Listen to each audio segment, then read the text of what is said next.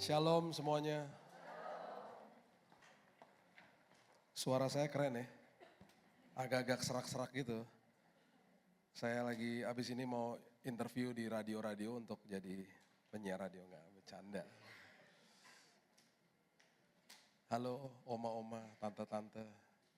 Luar biasa ya sekarang hari ini, saya salah kostum, mohon maaf ya oma. Harusnya merah putih juga, aduh. Mama saya sudah 81 tahun. Dia punya 3 rahasia hidup lama. Dia bilang gini, makan ikan, olahraga, sama minum wine katanya. Kenapa mah minum wine? Karena Paulus minum wine. Di mana ayatnya? Nggak tahu, pasti ada, cari aja katanya gitu. Dia suka jalan-jalan di mall, dan kalau dia jalan-jalan di mall, dia toko favoritnya namanya Watson. Dia suka beli sabun cuci tangan buy one get two free. Tahu ya, ibu-ibu tahu ya? Banyak yang ngaku-ngaku, tokonya ibu-ibu soalnya. Akhirnya sabun kebanyakan. Terus dikasih tahu, mah udahlah jangan beli sabun kebanyakan, nggak apa-apa. Kalau kebanyakan kan bisa bagi tetangga, tetangganya kan saya. Kan saya tinggal sebelah rumah dia, jadi kalau kita kehabisan sabun cuci tangan tinggal minta sebelah kebanyakan. Saya mengucap syukur ada di sini. Kemarin saya nggak bisa khotbah karena suara saya habis hilang. Saya kena alergi. Biasanya kalau flu itu 2-3 hari hilang ya. Ini kemarin dokter datang ke rumah, Pak ini ada alergi Pak. Jadi kemarin suara saya nggak ada, hilang. Saya tadi malam istri saya bilang, kamu bener nih besok bisa pelayanan. Karena sebelum ini tadi kita ke Cibubur, ada pelayanan juga di sana jam 11. Mereka juga mendoakan Parisa, mereka kenal baik dengan Parisa. Dan saya bilang Tuhan pimpin saya hari ini Tuhan. Mulai kembali pelan-pelan suaranya. Jadi ya mohon maaf kalau kayak begini suaranya. Oke, di dalam Alkitab ada sebuah prinsip yang betul-betul menggugah hati saya. Karena berkali-kali Alkitab selalu mengatakan begini, Tuhan mendahului manusia. Kenapa Tuhan bisa buat begitu? Karena Tuhan ada di dalam atau bergerak di dalam sebuah waktu yang tidak terbatas. Kita ini terbatas dalam 24 jam. Ya, 24 jam, satu hari, kita ada 365 hari, satu tahun. Bahkan usia kita ditetapkan di Alkitab 70, kalau kuat 80, selebihnya pasti bonus dari Tuhan. Nah itu adalah koridor-koridor yang kalau dikatakan waktunya manusia itu adalah kronosnya manusia. Kalau ibu-ibu baca di Kejadian 1 ayat 1, dikatakan pada mulanya Allah menciptakan langit dan bumi. Pada mulanya itu berarti Tuhan ciptakan waktu, pada mulanya, in the beginning. Terus Tuhan ciptakan juga setelah waktu Tuhan kasih manusia ruang, yaitu langit, ruang. Di mana kita berada beroperasi, kita ada di dalam rumah, pelayanan, pekerjaan, usaha, apapun itu. Kemudian Tuhan juga ciptakan bumi, berarti ada materi-materi yang Tuhan titipkan dalam hidup kita untuk kita kelola. Nah, kalau kita bicara soal waktu, Tuhan tidak terbatas dalam waktunya manusia. Tuhan bergerak namanya Kairos. Hari ini hari apa? Hari Kamis ya, besok hari Jumat. Hari Jumat kita punya rencana besok mau ngapain. Tapi Tuhan sudah ada di sana, mendahului kita. Menunggu bahkan kita, karena Tuhan maha hadir. Dia hadir hari ini, dia hadir di hari esok. Dia maha tahu, maha kuasa. Itu Tuhan. Ya. Jadi kalau menatap masa depan, harus kita punya pikiran dan pengertian bahwa Tuhan sudah ada di sana, menyiapkan bagi saya. Buat apa saya khawatir? Makanya di 1 Petrus 5 ayat 7 dikatakan, cast your cares upon me. Serahkan semua kekhawatiranmu kepadaku. Karena aku sudah nungguin kamu di hari esokmu. Kan kekhawatiran itu adalah sesuatu yang kita belum lihat. Sesuatu yang belum terjadi. Dan lucunya dan juga konyol juga, banyak yang gak kejadian dan akhirnya kita stres sendiri dan kita sakit bahkan. Dan gak pernah kejadian apa yang kita takutkan. Gitu loh. Ya. Mazmur 105 ayat 17 sampai 19, coba lihat. Mazmur 105 ayat 17 sampai 19. Diutusnyalah seorang mendahului mereka. Siapa? Yusuf. Yang dijual menjadi budak. Mereka mengimpit kakinya dengan belenggu, lehernya masuk ke dalam besi sampai saat firman-Nya sudah genap dan janji Tuhan membenarkannya. Jadi waktu Yusuf dibuang ke dalam sebuah lubang sama kakak-kakaknya di awal ceritanya Yusuf, ya kita pasti tahu cerita itu ya. Mana ada yang tahu bahwa satu hari kelak mereka semuanya akan mengalami sebuah kekeringan, kelaparan yang luar biasa. Dan ternyata keluarganya Yusuf ini akan dijaga sama Tuhan. Bapaknya Yakub ini akan dijaga sama Tuhan sedemikian rupa, dan tapi harus melewati proses yang sangat tidak enak. Sekarang Yusuf ya, dibuang sama kakak-kakaknya ke lubang. Tadinya mau dibunuh gak jadi. Bisa bayangkan gak, kalau kita baca ujung cerita daripada Yusuf, dia itu akhirnya menjadi orang nomor 2 terpenting di Mesir. Tapi kalau misalnya Tuhan bilang begini sama dia, Sup sini. Nanti satu hari ya, kamu akan jadi orang nomor 2 terpenting di Mesir. Tapi Sup, kamu harus nanti dibuang sama kakak-kakakmu di sebuah lubang. Jubahmu yang warna-warni yang bagus itu akan dilumuri sama darah hewan. Dikasih ke bapakmu yang kamu sangat kasihi. Dan bapakmu itu akan stres karena dia akan menerima sebuah berita hoax dari kakak-kakakmu bahwa kamu diterkam sama binatang buas. Dia akan stres mungkin sepanjang hidupnya.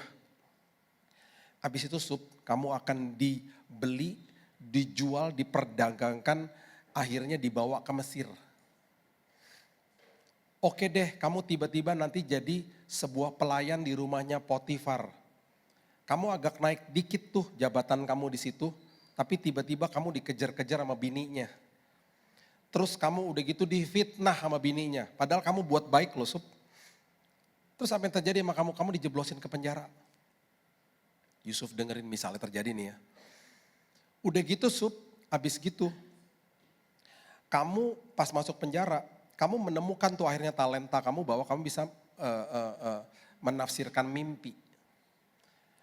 Terus kamu ada harapan karena kamu bertemu dengan 2 orang, juru minum sama juru roti.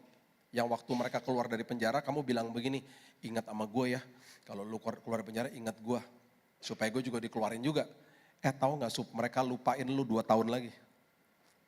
Abis itu Yusuf, abis semuanya udah lewat, baru ntar lu jadi orang nomor 2 terpenting di Mesir. Kira-kira dia mau gak? Ogah lah, nah ribet banget sih hidup gue.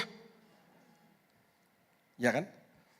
Itu sebabnya Alkitab bilang begini, sampai saat firman-Nya sudah genap dan janji Tuhan membenarkannya, baru orang itu akhirnya menjadi orang nomor 2 terpenting di Mesir, dan Tuhan merangkaikan segala sesuatu yang sampai akhirnya kakak dan adiknya datang dan akhirnya semua diselamatkan, bahkan mereka dikasih tempat tinggal yang luar biasa. Mereka waktu sampai ke Mesir, itu mereka cikal bakalnya bangsa Israel yang akhirnya keluar dari Mesir. Itu cikal bakalnya dari sini nih. Sebuah peristiwa event yang luar biasa dimulai dari Yusuf. Itu sebabnya Tuhan bilang apa? Aku sudah kasih Yusuf untuk mendahului segala-galanya. Berarti masa depan kita ditanggung penuh sama Tuhan. Tuhan sudah mempersiapkan orang-orang yang tepat, Yusuf-Yusuf dalam hidup kita untuk menolong kita. Kita dipertemukan dengan orang-orang yang tepat nantinya. Dipertemukan dengan kesempatan yang tepat sama Tuhan. Kenapa? Karena Tuhan selalu mendahului kita. Selalu gitu. Ya. Coba lihat Keluaran 14 ayat yang ke-19 dan 20. Keluaran 14 ayat 19 dan 20. Kemudian bergeraklah malaikat Allah yang tadinya berjalan di depan tentara Israel, lalu berjalan di belakang mereka. Dan tiang awan itu bergerak dari depan mereka, lalu berdiri di belakang mereka. Demikian tiang itu berdiri di antara tentara orang Mesir dan tentara orang Israel. Dan oleh karena awan itu menimbulkan kegelapan, maka malam itu lewat sehingga yang satu tidak dapat mendekati yang lain semalam-malaman itu. Dengan kata lain, depan, belakang, kanan, kiri, penyertaan Tuhan selalu tepat waktu bagi kita semuanya. Selalu tepat waktu. Dan bahkan semua bahaya yang akan datang mencengkeram kita, dijaganya seperti tiang yang Tuhan buat di sekitar kita. Itu sebabnya hari ini kalau berdoa, berdoalah dari posisi yang sudah menang. Karena Yesus sudah katakan selesai di kayu salib. Selalu katakan, Tuhan terima kasih bahwa kesembuhan, penyertaan sudah Engkau berikan dalam hidup saya. Kita deklarasi hari ini, terima kasih Tuhan, kesembuhan Tuhan sudah berikan buat Parisa. Karena kita berdoa dari posisi yang sudah menang. Dokter bisa bilang apa, tapi Tuhan yang menciptakan. Tuhan adalah Allah Elohim. Ya. Coba sama-sama buka di 1 Raja-Raja 17. Coba lihat ayat yang mulai dari ayat yang ke-7. Ini adalah sebuah kisah yang luar biasa. Dan ini menjadi sebuah pembelajaran bagi kita semuanya. 1 Raja-Raja 17 ayat 7 mengatakan begini. Tetapi sesudah beberapa waktu sungai menjadi kering. Hujan tiada turun di negeri itu. Ya dari tadi kita melihat kisah-kisah terjadi kekeringan di bumi, terjadi hal-hal di bumi karena memang bumi penuh dengan kegelapan. Ada musuh di bumi. Sekarang terjadi lagi nih di zamannya Elia.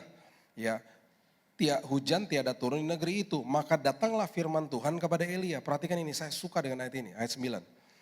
Bersiaplah, pergi ke Sarfat yang termasuk wilayah Sidon dan diamlah di sana. Ketahuilah, aku telah memerintahkan seorang janda untuk memberi engkau makan. Disuruh pergi ke Sidon, Elia, karena ada kekeringan, Tuhan udah bilang gini, nanti pas kamu sampai ke Sidon, di sana udah ada seorang janda yang aku sudah perintahkan untuk kasih kamu makan. Elia mana tahu ini janda ternyata makanannya udah mau habis. Dia mana tahu.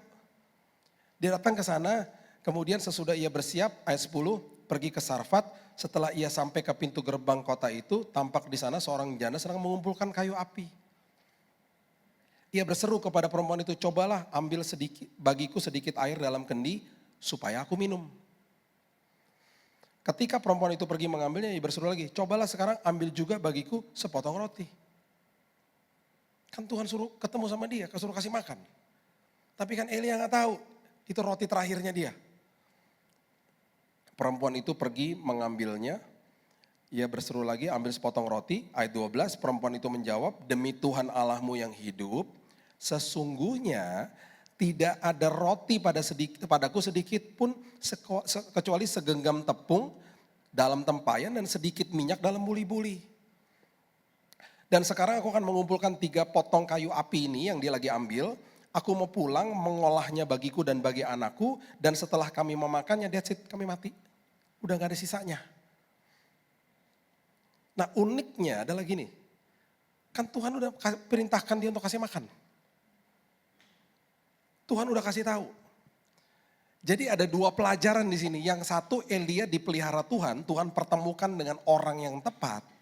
Di satu sisi juga dalam hidup kita ini, Tuhan seringkali menggunakan momen-momen yang aneh, yang mengatakan kepada kita, tabur uangmu. Udah enggak ada Tuhan, udah tinggal dikit. Tabur waktumu. Tuhan, waktuku udah habis. Tabur talentamu misalnya. Tuhan, ini kan talenta kan eksklusif, aku yang punya dan lain sebagainya. Semua yang Tuhan titipkan di dalam momen-momen tertentu Tuhan bilang, tabur. Saya punya teman ya, waktu itu saya sama istri saya lagi konseling mereka pernikah. Mereka 2 anak muda ini sangat-sangat tanggung jawab lah. Ya, mereka baru masuk ke dalam dunia pekerjaan dan lain sebagainya. Ketika lagi ngobrol-ngobrol, dua-duanya ngomong gini sama saya. Kak, kami ini uang pas-pasan kak. Kami juga lagi banyak nabung untuk pernikahan kami nantinya. Tapi kenapa ya Kak, kami tuh digerakkan Tuhan untuk bantu orang tua kami Kak. Yang saat itu bisnisnya baru terpuruk. Gimana ya menurut kakak? Tabur dong, orang tua kok. Kasih dong ke mereka. Tapi kami habis loh Kak, habis ini. Tuhan pasti pelihara. Jadi mereka tabur, dari kekurangannya mereka tabur. Sama seperti ketika Yesus lagi kasih tahu sama murid-muridnya untuk lihat seorang janda yang memberikan sepeser. Dan Tuhan Yesus bilang begini, itu pemberian terbesar. Karena ternyata kerajaan sorga tidak lihat jumlah pemberiannya, kerajaan sorga lihat sisanya. 10.000 sama 100.000 besaran 100.000. Kalau orang mengatakan, yang satu kan ada orang Farisi memberi yang banyak. Menurut mata dunia, oh dia pemberian terbesar dong. Yesus enggak, dia lihat sisanya. Makanya dia katakan apa? Itu janda memberi pemberian yang terbesar. Karena kerajaan sorga lihat sisanya. Menjadi sebuah pembelajaran bagi janda di Sidon ini ya. Bahwa ketika udah enggak ada apa-apanya, dia bilang, saya habis makan nih mati. Perhatikan ayat berikut ini. Ayat 13. Elia berkata kepadanya, jangan takut. Karena Elia udah tahu kalau Tuhan kirim dia kepada wanita ini, Tuhan menyuruh wanita atau janda ini memberi dia makan, Tuhan pasti pelihara. Tuhan pasti pelihara. Nah janda ini, dia juga lagi belajar di proses Tuhan. Kalau saya ngasih Pak Nabi, kalau saya ngasih, saya gak punya makanan lagi. Saya juga udah tahu, saya udah diperintahkan sama Tuhan. Tapi gimana dong? Dapat konfirmasi. Di situ ayatnya dia bilang begini. Jangan takut, pulanglah, buatlah seperti yang kau katakan. Yang kamu mau buat engkau. Tetapi buatlah lebih dahulu bagiku sepotong roti bundar kecil daripadanya. Dan bawalah kepadaku, kemudian barulah kau buat bagimu dan bagi anakmu. Dengan kata lain dia ngasih tahu begini. Perhatikan kalimatnya. Buatlah lebih dahulu bagiku sepotong kecil roti bundar kecil daripadanya, daripada adonannya. Jadi kamu punya adonan segini nih, cuil aja dikit, kasih buat saya dulu. Nanti kamu lihat deh, ada mujizat yang terjadi. Dia lagi diajarin untuk memberi sesuatu dari kekurangannya dia. Dia gak kasih semuanya loh. Buatlah sedikit, diambil sedikit dari adonan yang betul-betul tinggal satu. Tinggal satu donat misalnya. Cuil aja dikit seperempat buat saya. Dengan kata lain, saya lagi ngajarin kamu. Dengar suara Tuhan satu hal. Berhadapan sama realita satu hal lagi. Tuhan bisa ngomong apa sama kita, janji-janjinya. Tapi kalau kita berhadapan sama realita, seringkali kita lupa sama janji Tuhan. Janda ini diperhadapkan dengan realita. Bahwa ternyata Tuhan sudah mendahului dia. Kalau saya kasih, adonanku tidak akan pernah habis. Dan dia akhirnya mengalami itu sendiri bahwa apapun yang ada di tangannya justru makin multiplikasi. Itu sebabnya kita perlu paham bahwa setiap hari dalam hidup ini, walaupun ada kita hidup di dalam sebuah kekurangan apapun lah ya. Saya nggak mau ngomongin cuma uang aja, apapun lah. Kesehatan juga bisa begitu. Dalam kondisi yang sangat terbatas dan lain sebagainya, Tuhan selalu punya kasih karunia. Saya berangkat tadi pagi, gak enak badan saya. Tadi saya sempat tiduran sebentar di lounge. Tapi saya percaya gini, Tuhan dengan semua keterbatasan saya hari ini, saya percaya nih Tuhan kesembuhan sudah saya terima. Tadi malam saya berdoa gini, Tuhan saya gak mau batalin schedule lagi Tuhan. Kasian nanti kalau misalnya harus cari-cari pembicara last minute. Istri saya bilang gini, kamu suaranya gak ada loh. Enggak, Tuhan kasih suara saya balik nanti pagi. Mau apapun yang ada suara saya akan datang deh ke Sawangan, saya akan datang ke Cibubur besok. Gak apa-apa, dan benar pagi-pagi keluar sedikit-sedikit suaranya. Ini makin keluar lagi nih sedikit. Tetap aja serak-serak gitu ya. Tapi saya percaya, saya bilang Tuhan nanti selesai hari ini kalau saya pulang habis ini Tuhan sembuh total Tuhan. Saya percaya karena saya lagi kasih sama Tuhan dan saya tahu bahwa ketika saya memberi dari kekurangan saya itu pemberian terbesar. Karena Tuhan sudah mendahului kita. Tuhan sudah ada di sini, Tuhan bilang udah ngelangkah aja. Aku sudah pelihara hidupmu, sekarang kamu melangkah dengan iman. Itu maksudnya. Luar biasa Tuhan kita. Yesaya 45 ayat 2 sampai 3. Saya suka dengan ayat ini karena ini juga menyatakan sebuah prinsip kebenaran yang sangat dahsyat ketika kita berhadapan dengan sebuah gunung masalah di depan kita. Yesaya 45 ayat 2 sampai 3, aku sendiri hendak berjalan di depanmu dan hendak apa? Meratakan gunung-gunung, hendak memecahkan pintu-pintu tembaga dan hendak mematahkan palang-palang besi. Aku akan memberikan kepadamu harta benda yang terpendam, harta kekayaan yang tersembunyi, supaya engkau tahu bahwa akulah Tuhan, Allah Israel yang memanggil engkau dengan namamu. Kita baru balik dari Papua minggu lalu. Saya ada pelayanan di Freeport, Papua, Tembagapura. Saya bertemu dengan orang setelah ibadah namanya Musa. Pak Musa, wah, Bapak pembelah lautan ya Pak? Bukan Pak, saya kerja di Freeport, saya belah gunung katanya. Gunung dibelah untuk ambil tambang katanya. Ibu-ibu tahu nggak tambang yang ada di Freeport? Itu setiap hari 3.000 ton diambil dan udah puluhan tahun nggak habis-habis. Kaya ya Indonesia ya. Kebanyakannya memang tembaga, tapi di dalamnya ada beberapa kadar-kadarnya juga ada emasnya gitu ya. Dan banyaklah mineral-mineral yang lain. Itu di belakang itu masih ada gunung-gunung yang belum dieksplorasi. Jadi kalau satu gunung aja puluhan tahun gak habis-habis, dahsyat negara kita. Ya kan? Kayanya luar biasa. Kita pakai merah putih hari ini, itu karena kita tahu dan harusnya kita bangga bahwa Tuhan yang pimpin bangsa ini. Saya lihat bangsa yang luar biasa loh. Kita ada di atas gunung sekitar 2.000 meter di atas permukaan air laut. Saya melihat sebuah kekayaan yang luar biasa. Kita pergi dari kota Timika, waktu kita mendarat di Timika dan naik 3 jam ke Tembagapura, itu pakai bus yang anti peluru. Karena bahaya daerah situ. Masih ada pemberontak-pemberontak. Jadi sempat kita kena tembakan gitu ya. Karena kita rentetan, jadi itu anti peluru. Saya nggak tahu, saya lagi tidur. Teman saya bilang, itu kayak ada kerikil dilempar ke mobil tadi ya. Cuman kayaknya masa kerikil keras begitu bunyinya. Ternyata peluru.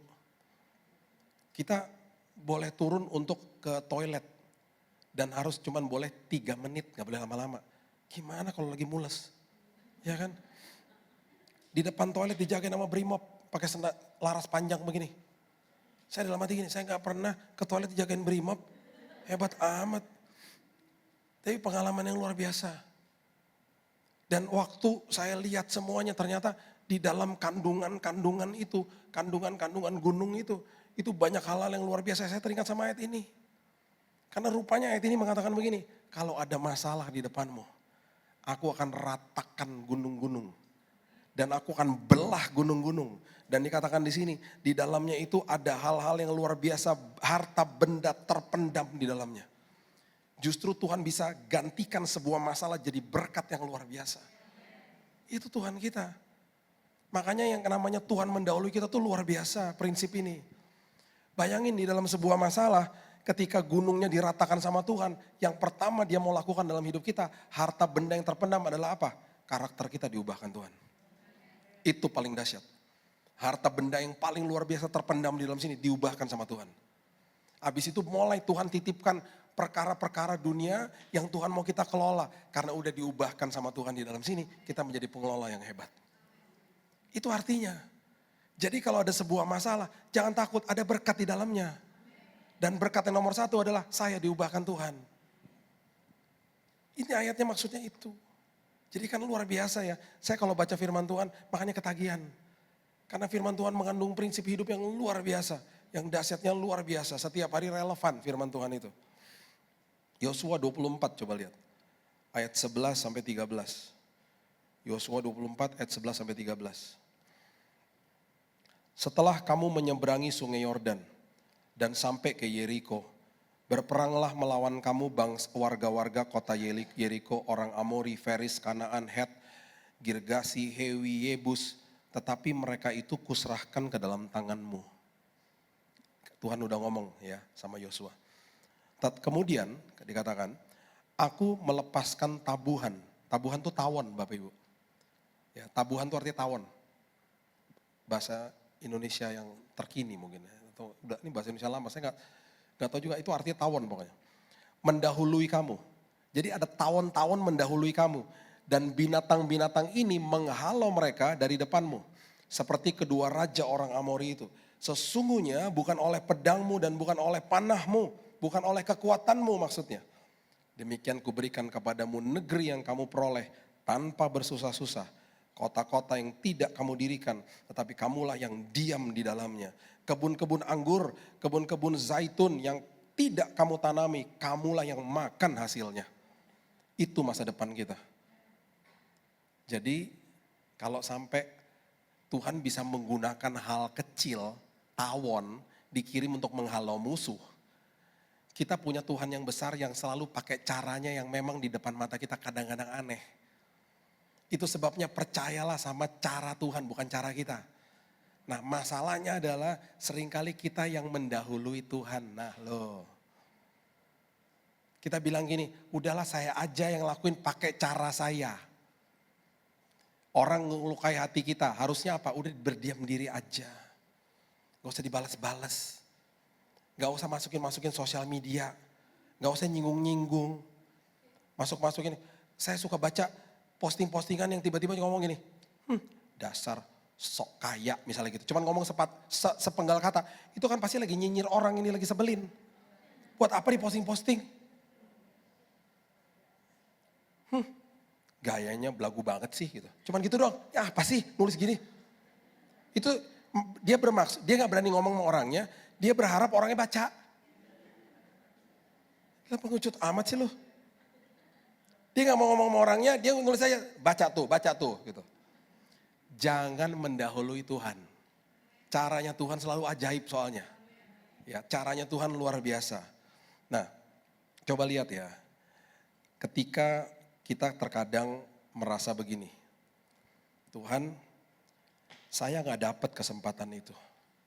Orang udah mendahului saya. Ingat ya, seringkali di dalam hidup ini kita rasa gak fair Tuhan. Kok dia yang dapat? Kok saya yang butuh, kok dia yang punya, dia yang dapat gitu. Misalnya ya. Coba lihat apa yang terjadi. Yohanes pasal yang kelima. Coba baca ayat 1. Sampai ayat 8 coba lihat. Sesudah itu ada hari raya orang Yahudi. Yesus berangkat ke Yerusalem. Di Yerusalem dekat pintu gerbang domba ada sebuah kolam yang dalam bahasa Ibrani disebut Bethesda. Ada 5 serambinya dan di serambi-serambi itu berbaring sejumlah besar orang sakit. Ya, saya udah pernah mengunjungi, kalau ibu-ibu udah pernah ke sana pasti udah pernah dibawa ke tempat ini. Orang-orang buta, orang-orang timpang, orang-orang lumpuh yang menantikan goncangan air kolam. Ya. Sebab sewaktu-waktu turun malaikat Tuhan ke kolam itu dan menggoncangkan air itu, barang siapa yang terdahulu masuk ke dalamnya, sesudah goncangan air itu menjadi sembuh. Apapun juga penyakitnya. Di situ ada seorang yang sudah 38 tahun lamanya sakit. Ketika Yesus melihat orang itu berbaring di situ, karena ia tahu bahwa ia telah lama dalam keadaan itu, berkatalah ia kepadanya, maukah engkau sembuh? Perhatikan jawab orang itu. Tuhan, tidak ada orang yang menurunkan aku ke dalam kolam itu apabila airnya mulai goncang. Dan sementara aku menuju ke kolam itu, orang lain sudah turun apa? Sudah turun apa? Mendahului aku. Itu jeritan hati kita. Tuhan, kok aku udah didahului?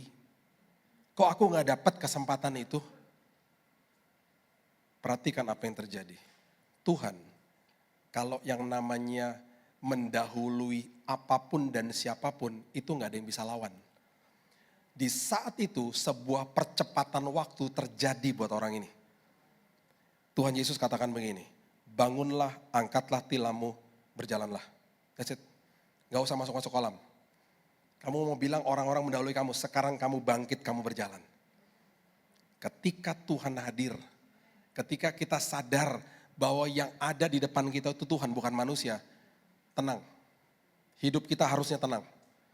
Karena di dalam sekejap, orang yang kita pikir udah mendahului kita, bisa kita kejar, bahkan kita bisa mendahului siapapun. Karena kita dibawa sama Tuhan ke dalam waktunya dia. Sekejap loh ini. Kan dia komplain, kan dia lumpuh. Dia butuh bantuan untuk nyeburin dirinya ke sana. Gak bisa. Tuhan, mereka selalu dahului aku. Tuhan, aku gak punya kesempatan itu. Tuhan, kenapa dia yang dapat? Tenang, karena belum waktunya Tuhan. Waktunya belum genap. Terkadang Tuhan lagi masih menggodok karakter kita di dalam sini. Nah, itu sebabnya ketika harta benda itu sudah didapati, Tuhan sudah merobek semua gunung-gunung dan dia memberikan sebuah harta benda yang luar biasa itu di dalam sini, itu karakter kita diubahkan. Mau kita pikir kesempatan itu udah hilang, Tuhan akan kasih. Percepatan terjadi. Saya gak pernah nyangka dalam hitungan 1 bulan kadar kanker di dalam darah saya yang 85%. Masuk bulan Januari kanker darah itu 85% darah saya kanker semua. Divonis mati 3 bulan. Bulan Februari kadar kanker di dalam darah saya 0. Itu kalau gak percepatan Tuhan gak mungkin. Dokter sampai bingung kok bisa dalam hitungan 1 bulan dari 85% jadi 0%. Kenapa? Kalau Tuhan sudah mendahului, kalau sudah genap waktunya, dia akan kasih tahu ritmenya Tuhan kayak gitu. Dahsyat Tuhan. Ya. Nah, ini sekarang tugas kita. Kalau kita udah ngerti Tuhan mendahului saya gak usah khawatir tentang masa depan saya. Sekarang pergumulan kita yang paling berat adalah melawan diri kita sendiri, bukan lawan iblis. Ya, itu sebabnya dahului dirimu untuk persiapkan dirimu dengan firman Tuhan, dengan keintiman sama Tuhan. Jika nanti ada masalah, badai, proses apapun itu, engkau siap. Firman Tuhan katakan begini, Mazmur 119 ayat 148. Mazmur 119 ayat 148. Aku bangun mendahului waktu jaga malam untuk merenungkan janjimu. Jadi firman ini mengatakan, aku bangun mendahului waktu jaga malam. Jadi sebelum orang-orang pada bangun, orang-orang yang nanti akan bertugas di waktu yang berikutnya, shift yang berikutnya, dia udah bangun. Dia mendahului segala-galanya untuk mempersiapkan dirinya. Aku mendahului hariku, setiap hari aku bangun pagi, aku mendahului aktivitasku dengan firman Tuhan. Dengan kebenaran firman. Makanya kalau bangun pagi jangan gini-gini cari HP. Udah gitu yang kita buka postingan orang kita sebel, yang paling kita sebelin. Ih, keluar negeri melulu, flexing melulu, nyebelin. Jangan buka postingan gue 3 hari lalu kenapa yang like baru 1 ya gitu. Gak penting banget kan. Setiap pagi dahului dirimu dengan persiapkan dirimu dengan firman. Kita bisa berjanji kepada Tuhan, saya mau hidup baik dan lain sebagainya. Janji gak akan pernah bisa gantikan persiapan.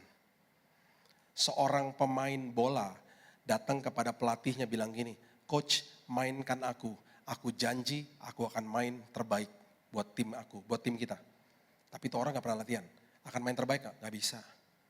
Janji tidak bisa gantikan persiapan. Persiapkan dirimu setiap hari. Karena peperangan rohani setiap hari. Kita butuh kekuatan baru setiap hari. Kita butuh kasih karunia setiap hari. Jadi mulai harimu, dahului dari harimu dengan firman kebenaran. Dan setelah kita lakukan itu, kita bisa lakukan ini. Coba lihat Amsal 15 ayat 33. Amsal 15 ayat 33. Takut akan Tuhan adalah didikan yang mendatangkan hikmat. Dan kerendahan hati mendahului apa? Kehormatan. Kerendahan hati mendahului kehormatan. Kalau saya disakiti sama orang lain, keinginan daging saya adalah untuk membalas. Keinginan daging. Tetapi firman Tuhan ajarkan rendah hati. Supaya itu akan mendahului kehormatan. Kehormatan akan ngikut sama kerendahan hati. Orang yang gak balas, Orang yang mungkin dibilangnya bodoh dan lain sebagainya, tapi dia rendah hati, kehormatan akan menclok sama dia. Orang akan bilang gini, wow, ternyata itu orang benar. Setiap kali ada kerendahan hati, kemanapun kerendahan hati pergi, yang ngikut sama kerendahan hati adalah kehormatan. Kita nggak bisa dapat kehormatan tanpa kerendahan hati. Jadi kalau kita rendah hati, dalam semua situasi hidup, kehormatan itu tinggal tunggu waktu. Orang yang akan ngomong nantinya. Gak usah kita membuktikan diri kita. Orang akan kasih tahu. Itu orang benar. Itu orang luar biasa. Itu orang yang satunya ngomongin lu, yang kok dia gak pernah ngomongin ya. Dia diem aja. Nah, yang namanya kerendahan hati selalu menarik yang namanya kehormatan. Makanya Roma 12 ayat 10 mengatakan begini. Roma 12 ayat 10 mengatakan begini. Hendaklah kamu saling mengasihi sebagai saudara dan saling apa? Mendahului dalam memberi hormat. Jadi tugas kita nomor 1, dahului dirimu untuk memulai harimu dengan firman. Dahului hidupmu dengan selalu rendah hati. Kalau diproses sama Tuhan jangan marah-marah.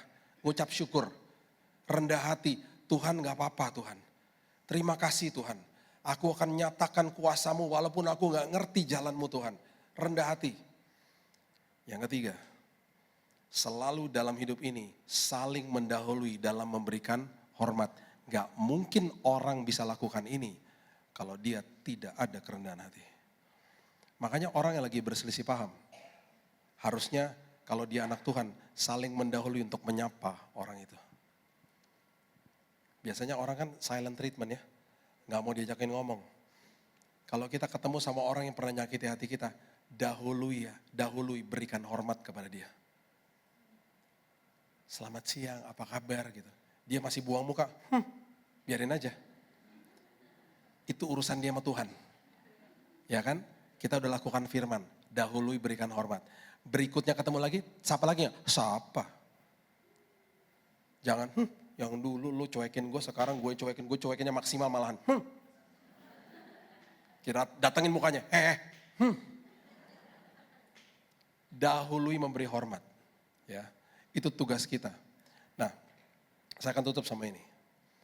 Kita nih ada di hari ini, ya. Kita semua ada duduk di sini. Itu semuanya karena Tuhan sudah mendahului hidup kita dan kita dibimbing sama Tuhan sampai ke sini. Sama seperti Yunus. Mau masuk ke dalam, akhirnya dia berontak, ditangkap sama Tuhan di dalam mulut atau perutnya ikan yang besar, dan akhirnya dibawa ke Niniwe dan lain sebagainya. Itu semua pimpinan Tuhan karena Tuhan sudah mendahului dia.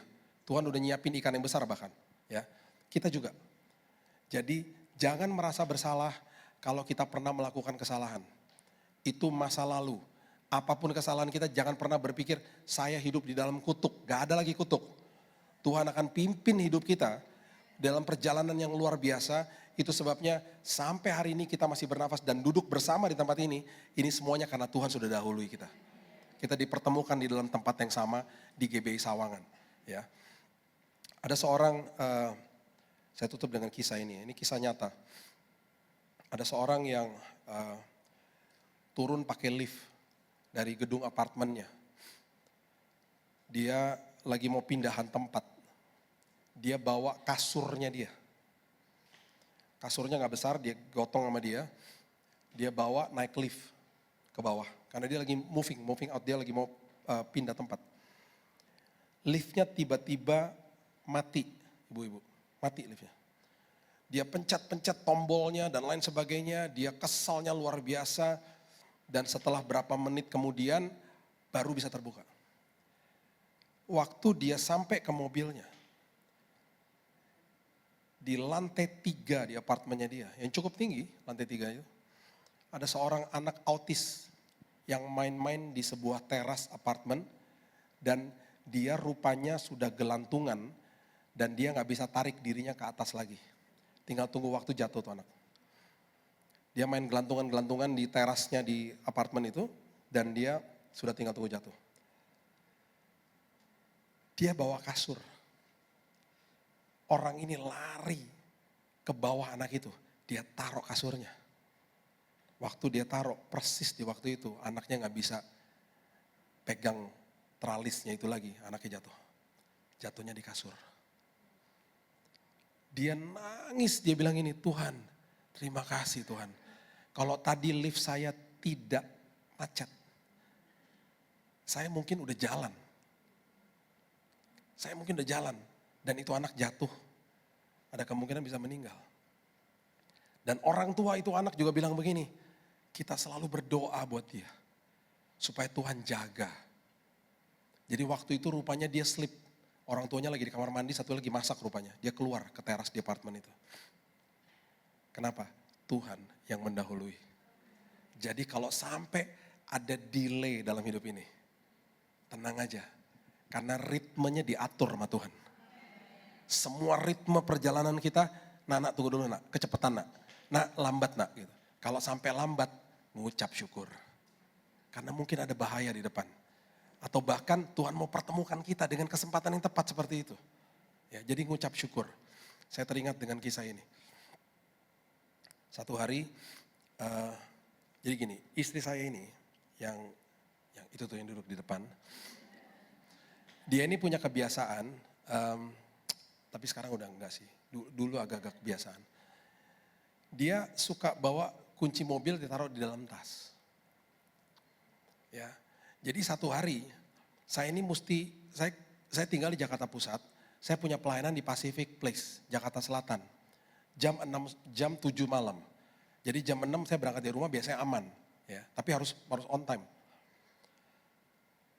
Saya waktu keluar dari kamar mandi, saya keluar dan mau berangkat, istri saya nggak ada, dia lagi meeting. Saya cari mana kunci mobil, nggak ada kunci mobilnya. Terus saya telepon dia, aduh pasti ke bawah lagi nih sama dia. Saya telepon, sayang kunci mobil di mana? Tiba-tiba hening, nggak ada suara. Berarti dia lagi nyari kan? Tuhan Yesus ada dalam tasnya. Dia panik, saya panik. Udah tenang, kirim aja sama Gojek. Gak bisa, saya udah jam 6, saya harus berangkat sekarang. Daripada kirim lagi, nunggu lagi, mendingan saya pesan Gokar aja. Saya pesan Gokar. Dalam hitungan 1 menit, tiba-tiba tin di depan udah nyampe.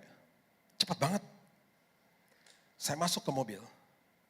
Waktu saya duduk di mobil, supirnya begini.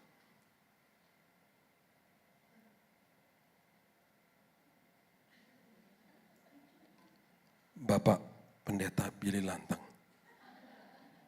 Iya Pak, saya baru nonton videonya Pak nih. Dikirim sama keluarga saya. Oh puji Tuhan, tiba-tiba dia nangis. Pak Pendeta, saya punya banyak masalah Pak. Pak Pendeta, ini waktu yang luar biasa. Boleh gak saya konseling Pak? Pak, jalan dulu Pak, jalan. Sambil konseling ambil jalan Pak. Saya udah telat, ayo jalan-jalan. Oh iya maaf Pak, di jalan. 1 jam kan di jalan. Kita ngobrol. Dia punya masalah sama istrinya. Dia punya masalah sama pekerjaannya. Dan lain sebagainya. Ngobrol. Dia nangis di situ. Waktu sampai di Pacific Place. Ternyata waktu menunjukkan 6.50. Jadi masih ada 10 menit kan. Saya bilang gini, Mas turun aja ke basement. Nanti parkir saya bayarin. Kita duduk di basement sebentar, kita berdoa Mas. Oh iya gitu ya Pak ya, iya turun ke bawah. Turun, kita berdoa. Waktu saya keluar dan selesai semuanya. Saya bilang gini, terima kasih Tuhan. Kunci dibawa sama istriku. Karena kalau tidak, saya gak ketemu sama dia. Terus saya tanya gini sama dia, Mas, kok bisa saya pencet aplikasi dalam hitungan 1 menit, Mas ada depan rumah saya. Loh, saya baru ngedropin ibu-ibu di sebelah rumah Bapak. Lah, itu rumah orang tua saya. Tapi ibunya muda, oh berarti istri adik saya. Iya, baru pulang dari kantor Pak, barusan. Pas saya mau jalan, tiba-tiba tung, ada orderan. Persis sebelah rumah Pak. Ternyata rumah Pak Billy katanya gitu. Tuhan mempertemukan kita semua, karena Tuhan sudah ada di masa depan kita. Tuhan baik buat dia, Tuhan baik juga buat saya. Yang Tuhan ajarin buat saya apa? Bill, kalau ada delay dalam hidupmu, ucap syukur aja. Karena Tuhan mau memberikan sesuatu yang terbaik. Saya juga belajar sesuatu. Saya senang, kan saya bisa jadi berkat buat dia kok. Saya bisa tolongin dia, iya kan? Jadi malam-malam waktu hampir gak cerita sih supaya istri saya rasa bersalah terus gitu ya. Enggak, tapi enggak. Saya kasih tahu dia. Dia langsung gini, tuh kan Tuhan baik kan? Iya, tapi jangan masukin tas lagi lah kuncinya. Tuhan baik, amin. Tuhan sudah mendahului Parisa. Tuhan sudah menyiapkan yang terbaik buat dia. Kesembuhan dan kesemuanya komplit kita percaya. Kesembuhannya permanen. Bahkan kita percaya organ yang rusak Tuhan bisa sembuhkan. Ya, berikan tepuk tangan kita untuk Tuhan kita.